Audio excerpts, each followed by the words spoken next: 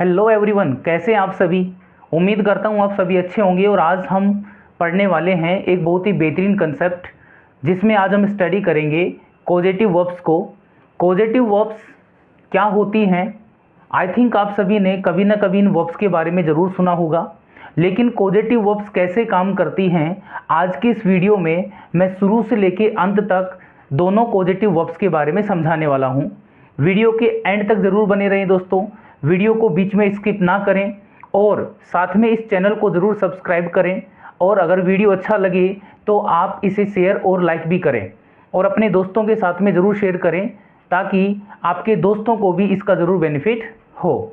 तो दोस्तों, बिना समय ख़राब किए चलते हैं आज के इस वीडियो की तरफ। मैं नरेश कुमार सैनी स्वागत करता हूं आप सभी का इस स्पोकन इंग्लिश के 60 डेज़ कोर्स में। और ये है स्पोकन इंग्लिश का डे 11। और डे 11 में मैं आपको पॉजिटिव वर्ब्स की जानकारी दूंगा। हम यहाँ पर दो पॉजिटिव वर्ब्स को पढ़ने वाले हैं दोस्तों। दो पॉजिटिव वर्ब्स। सबसे पहली पॉजिटिव वर्ब हमारे पास है गेट और दूसरी वर्ब है हमारे पास में मेक। पहले हम ये समझेंगे कि पॉजिटिव वर्ब होती क्या है। दोस्तों, पॉजिटिव वर्ब एक ऐसी वर्ब होती है, मैं इसका डेफिनेशन अगर लिखूं आपके लिए तो ये होता है कि जहां पर ऐसा वाक्य, दोस्तों ऐसा वाक्य जहां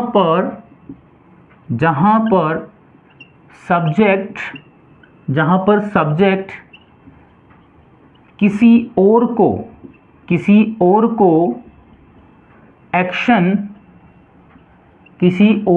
एक्शन करने के लिए कहता है। क्या देखा हमने? ऐसा वाक्य, ऐसा सेंटेंस जहां पर सब्जेक्ट है ना, वो खुद काम को नहीं करेगा दोस्तों, सब्जेक्ट किसी और के द्वारा काम को क्या करेगा, करवाएगा। तो जैसे मैं एक सेंटेंस जैसे बोलता हूं, मैंने कहा कि मैं पत्र लिखता हूं,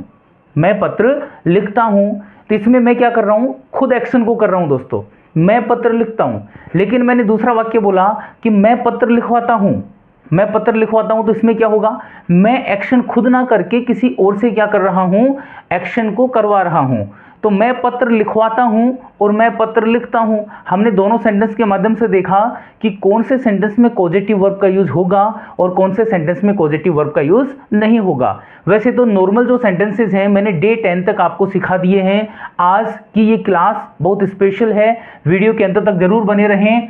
और अभी हम देखेंगे कि गेट और मेक का यूज कहां कहां पर किया जाएगा दोस्तों। वैसे तो दोनों जो वर्ब हैं मेक और गेट कई बार इस तरीके का डाउट पैदा करती हैं। बहुत सारे बच्चे परेशान रहते हैं कि सर कहां पर गेट का यूज होगा और कहां पर मेक का प्रयोग होगा। आज मैं आपको दोनों का यूज बताने वाला हूं। उम्मीद करता हूं कि आपको बहुत पसंद आएगा और आप उसे सीखेंगे भी। अपनी जो इंग्लिश की प्रैक्टिस है उसमें आप इसे अप्लाई भी करेंगे और सेंटेंसेस को बनाएंगे। तो चलिए, सबसे पहले मैं आपको बताता हूं गेट का यूज कहां पर होता है। तो दोस्तों, गेट का जो यूज है आप ऐसी वर्ब्स के साथ या ऐसे वाक्यों में करते हो जहां पर ऑब्जेक्ट नहीं दिया गया हो। कैसे वाक्यों में करोगे दोस्तों? ऐसा वाक्य जहां पर ऑब्जेक्ट नहीं दिया गया हो, मतलब काम किसने किया वो जानकारी नहीं दी गई होगी।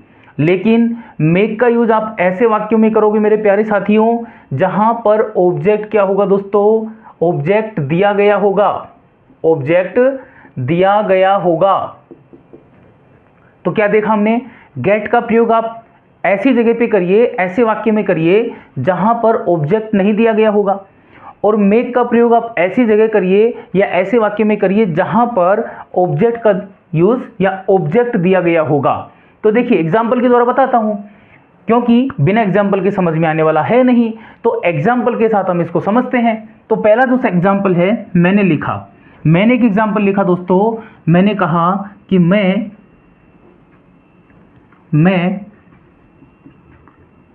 पत्र लिखवाता हूं। क्या सेंटेंस है साथियों? मैं पत्र लिखवाता हूं। अब मैं पत्र लिखवाता हूं, मुझे बताइए मैं पत्र लिखवाता हूं, क्या आपको यहां पर बताया गया है कि पत्र कौन लिख रहा है? क्या पत्र लिखने वाले की जानकारी दी गई है? बिल्कुल नहीं। मैं यहां पर क्या है? आई। मैं का मतलब क्या है? आई। और पत्र लिखवाने वाले की जानकारी नहीं है दोस्तों, इसका मतलब यहां पर क्या नहीं दिया हुआ है? ऑब्जेक्ट नहीं दिया हुआ है। क्या नहीं दिया हुआ है मेरे प्यारे साथियों? ऑब्जेक्ट नहीं दिया हुआ है। तो ऑब्जेक्ट नहीं दिया हुआ है तो अभी मैंने आपको बताया जहां ऑब्जेक्ट नहीं होगा तो क्या होगा? गेट का प्रयोग होगा। और दूसरा मैंने वाक्य लिखा, मैं बाल कटवाता हूं। मैं बाल कटवाता हूं, इसका भी बताइए मुझे साथियों। मैं बाल कटवाता हूं, क्या यहां पर काम किसने किया? दिया हुआ है? क्या दिया हुआ है? मैं बाल कटवाता हूं, नहीं दिया हुआ। यहां पर हमें यह नहीं पता कि किसने बाल काटे, इसका मतलब यहां पर भी क्या नहीं दिया हुआ दोस्तों? ऑब्जेक्ट नहीं दिया हुआ है। तो इस सेंटेंस की इंग्लिश में भी आप क्या लगाएंगे साथियों? गेट का ही क्या करेंगे? प्रयोग करेंगे। अब मैंने अगला सेंटेंस लिखा,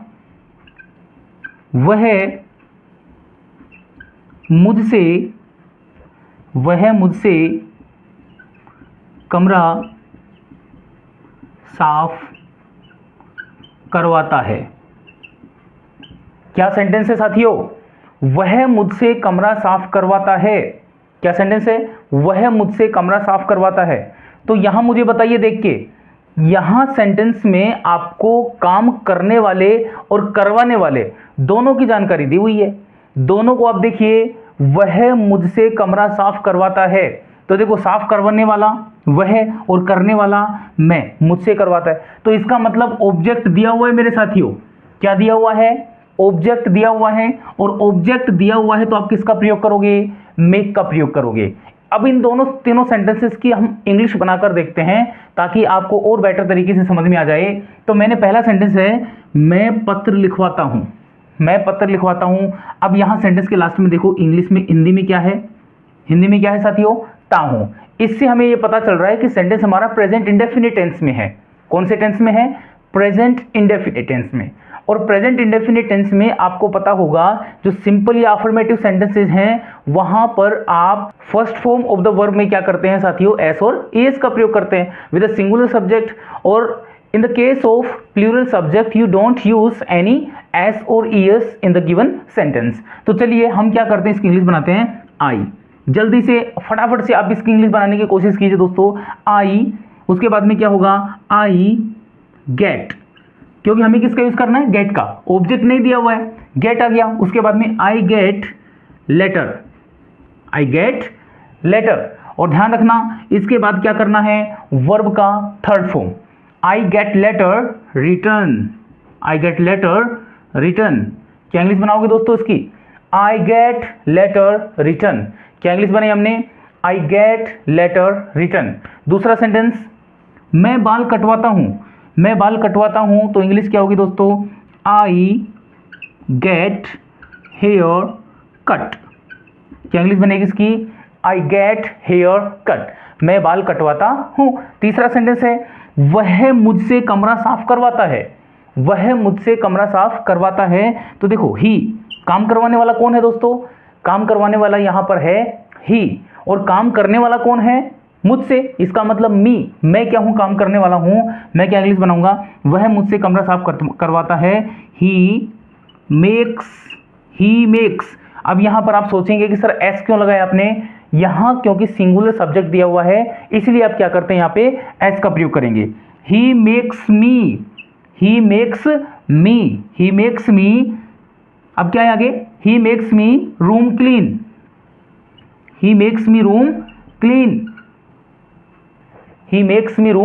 क्लीन। तो क्या सेंटेंस बना? He makes me room clean. तो तीनों सेंटेंस की इंग्लिश हमने देखी। कहां पर गेट का प्रयोग करेंगे और कहां पर आप गेट का प्रयोग ना करके किसका प्रयोग करेंगे दोस्तों? मेक का प्रयोग करेंगे। चलते हैं कुछ और एग्जांपल्स की तरफ। और तो मेरे प्यारे साथियों, अब हम कुछ एग्जांपल्स के द्वारा समझते हैं कि गेट का और मेक का जो प्रयोग है वो प्रेजेंट और पास्ट में हम किस तरीके से करते हैं। तो चलिए एक एक एग्जाम्पल के द्वारा हम इन सब चीज़ों को क्लियर करते हैं। पहला एग्जाम्पल आपके सामने लिखा हुआ है, मैं उससे खाना बनवाता हूं। मेरे प्यारे बच्चों, पहला सेंटेंस क्या है? मैं उससे खाना बनवाता हूं। तो इसकी इंग्लिश क्या होगी? हम इसकी इंग्लिश बनाएंगे, क्या इंग्लिश बनाएंगे इसकी?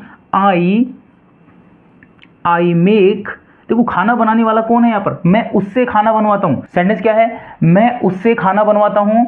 तो इसकी इंग्लिश क्या होगी? I make him cook food. क्या इंग्लिश होगी साथियों? I make him cook food. दूसरा सेंटेंस क्या है साथियों? मैं तुमसे अंग्रेजी बुलवाता हूँ। मैं तुमसे अंग्रेजी बुलवाता हूँ।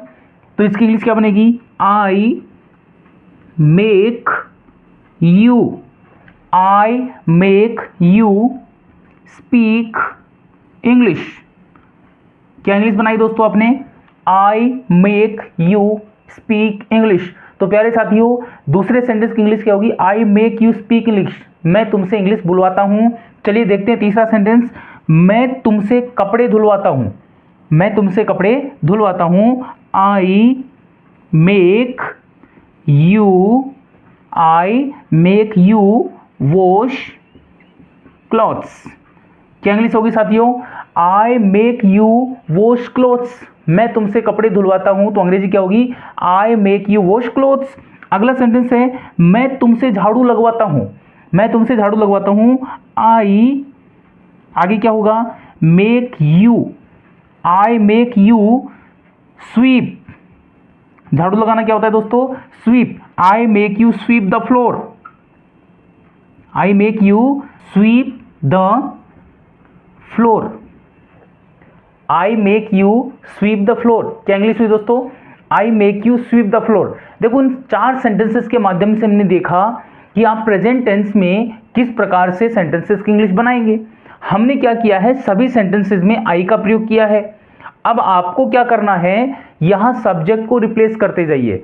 सपोज अगर यहां पर हमारे पास में कुछ सिंगुलर सब्जेक्ट होता है, जैसे मैं यहां पर ही या शी का प्रयोग करता हूं। अगर दोस्तों मैं यहां पर ही और शी का प्रयोग करूंगा तो मुझे यहां पर क्या करना पड़ेगा? एश ऐड करना पड़ेगा। क्या ऐड करूंगा दोस्तों? एस लगा दूंगा।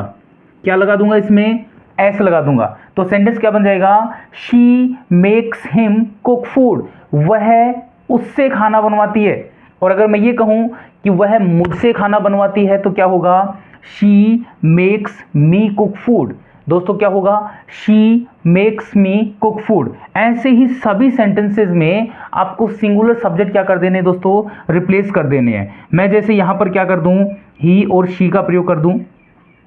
यहां पर भी क्या कर दें दोस्तों? ही और शी का प्रयोग कर दें। यहां पर भी हम किसका प्रयोग कर दें? ही या शी का। और यहां पर भी हम किसका प्रयोग कर दें? ही या शी का। तो इससे सेंटेंस की इंग्लिश क्या होगी? She makes you speak English. वह तुमसे इंग्लिश बुलवाती है। वह तुमसे इंग्लिश बुलवाती है। चलो मैं ये कह दूं, वह तुमसे गाना गवाती है। वह तुमसे गाना गवाती है। She makes you sing song.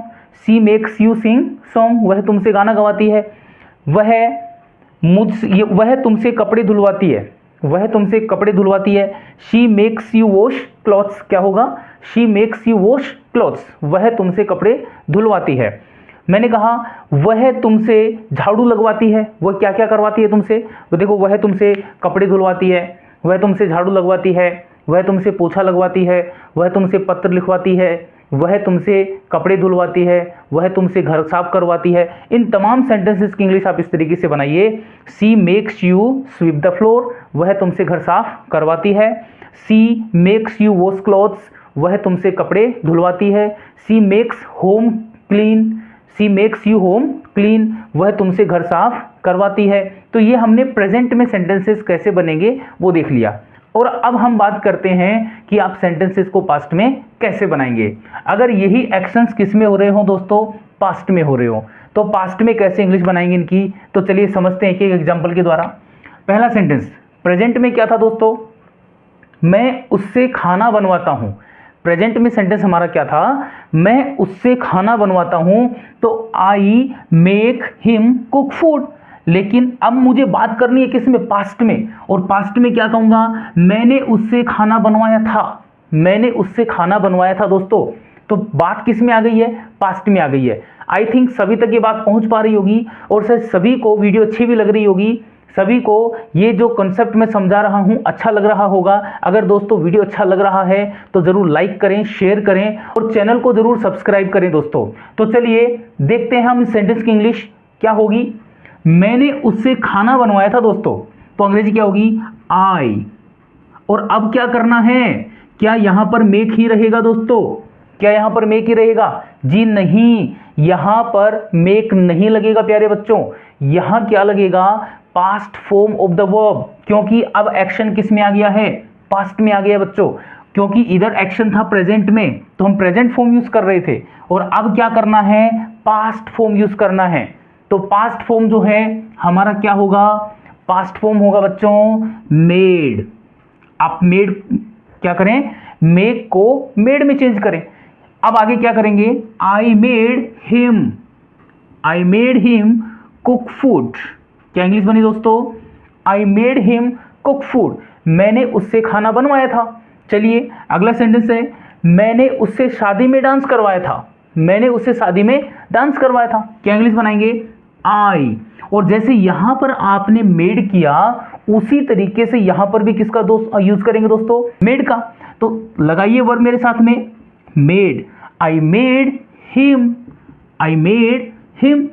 उसके बाद क्या हुआ? I made him dance in the marriage. I made him dance in the marriage. तो प्यारे बच्चों क्या इंग्लिश बनी इसकी?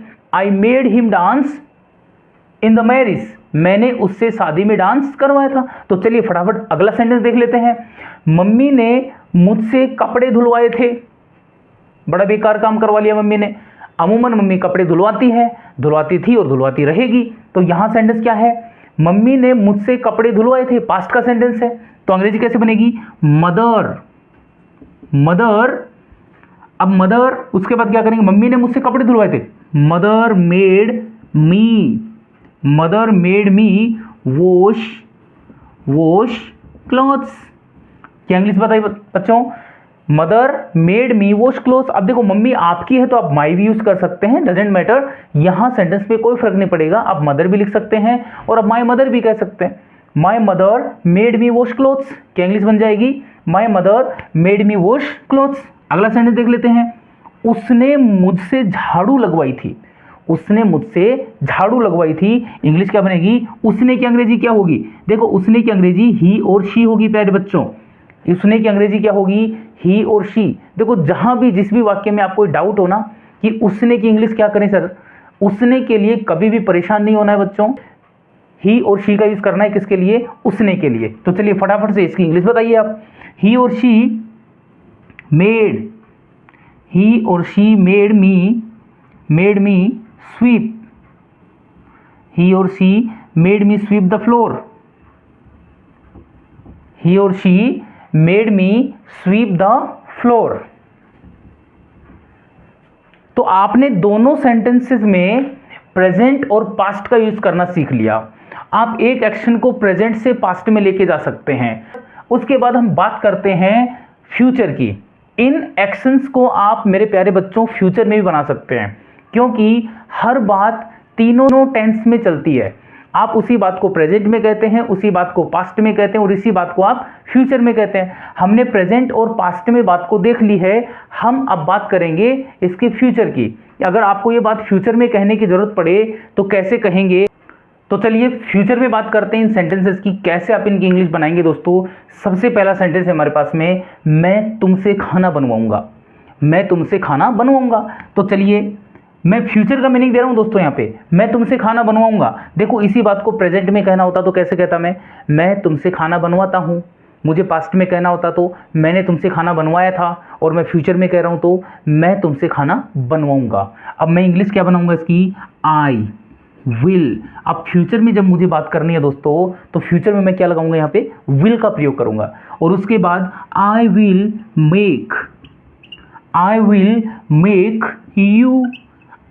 Make you cook food.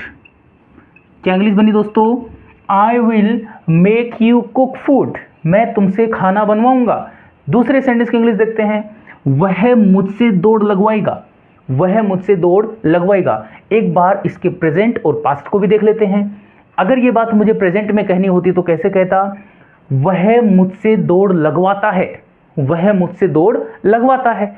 मुझे पास्ट में कहनी होती तो कैसे कहता, वह उसने, मुझे पास्ट में कहनी होती तो कैसे कहता, उसने मुझसे दौड़ लगवाई थी, उसने मुझसे दौड़ लगवाई थी। और अब मुझे कहना है फ्यूचर में, तो फ्यूचर में कैसे कहूंगा, वह मुझसे दौड़ लगवाएगा। तो प्यारे बच्चों अंग्रेजी बनाइए जल्दी से इसकी, he will make me run, he will make me run. English क्या होगी इसकी, he will make me run. बात करते हैं तीसरे सेंटेंस की, अध्यापक तुमसे अंग्रेजी बुलवाएंगे। प्रेजेंट में कैसे कहा आपने, अध्यापक तुमसे अंग्रेजी बुलवाते हैं। पास्ट में कैसे कहा आपने, अध्यापक ने आपसे या तुमसे अंग्रेजी बुलवाई थी। और फ्यूचर में कह रहे हैं अध्यापक तुमसे अंग्रेजी बुलवाएंगे। तो प्यारे बच्चों अंग्रेजी बनाइए जल्दी से, teacher will make you speak English. क्या अंग्रेजी बनाई साथियों, teacher will make you speak English. क्या अंग्रेजी बनेगी, teacher will make you speak English. फटाफट से रिवाइज करते जाइए दोस्तों, ताकि आप अपनी इंग्लिश को और बेटर कर सकें। और बात करते हैं लास्ट सेंटेंस की, मैं तुमसे अंग्रेजी बुलवाऊंगा। इसको भी आपने प्रेजेंट में कैसे कहा, मैं तुमसे अंग्रेजी बुलवाता हूं। मैंने दूसरा सेंटेंस कहा पास्ट में कि मैंने तुमसे अंग्रेजी बुलवाई थी, और मैं फ्यूचर में कह रहा हूं कि मैं तुमसे अंग्रेजी बुलवाऊंगा, नहीं छोड़ूंगा, सभी से अंग्रेजी बुलवाऊंगा दोस्तों, सभी से अंग्रेजी बुलवाऊंगा, एक को भी हम नहीं छोड़ेंगे, सभी से अंग्रेजी बुलवाएंगे। मैं तुमसे अंग्रेजी बुलवाऊंगा तो क्या कहेंगे, I will make you speak, I will make you speak English. क्या इंग्लिश बनाई दोस्तों आपने, I will make you speak English.